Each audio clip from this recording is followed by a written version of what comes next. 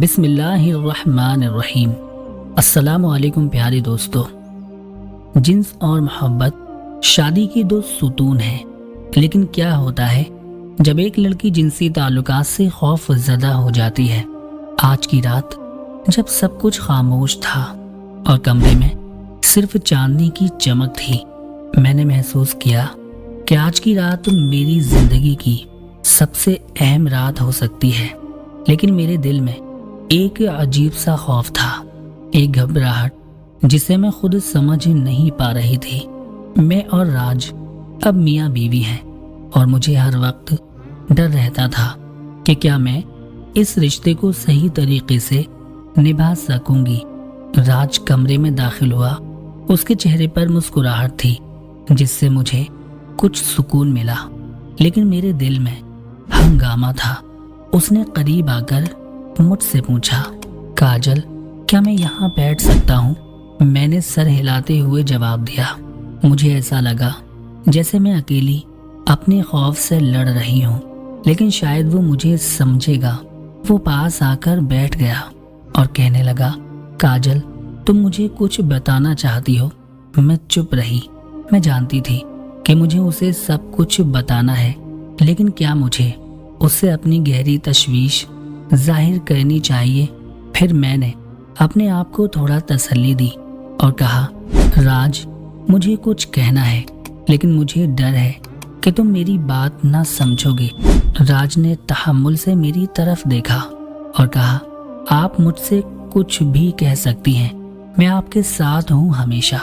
کچھ دیر خاموش رہنے کے بعد میں نے آہستہ سے کہا، راج جب میں چھوٹی تھی تو میرے ساتھ ایک ایسا واقعہ پیش آیا جس نے میری زندگی بدل دی۔ وہ واقعہ مجھے آج تک ستاتا ہے اور اس کی وجہ سے میں ہمیشہ جسمانی قربت سے ڈرتی رہی ہوں۔ مجھے ڈر لگتا ہے میں تمہارے ساتھ جب تک ٹھیک نہ ہو جاؤں گی، میں اس رشتے کو ٹھیک سے برقرار نہیں رکھ سکوں گی۔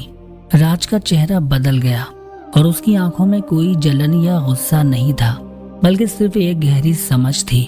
اس نے کہا، کاجل تم مجھے ہمیشہ پوری طرح بتا سکتی ہو، میں تمہارے لیے کسی چیز کو بوجھ نہیں بناؤں گا۔ اگر تم کسی چیز سے ڈرتی ہو تو میں تمہیں پوری طرح سمجھنے کی کوشش کروں گا۔ میرے دل سے ایک بھاری بوجھ ہلکا ہو گیا۔ پھر بھی مجھے ڈر تھا کہ آیا وہ مجھے پوری طرح سمجھے گا یا وہ میرے خوف اور عدم تحفظ کی پرواہ کرے گا۔ پھر اس نے مجھ سے پوچھا، کیا آپ کو لگتا ہے کہ آپ کا خوف ہماری شادی کے آغاز کو متاثر کرے گا؟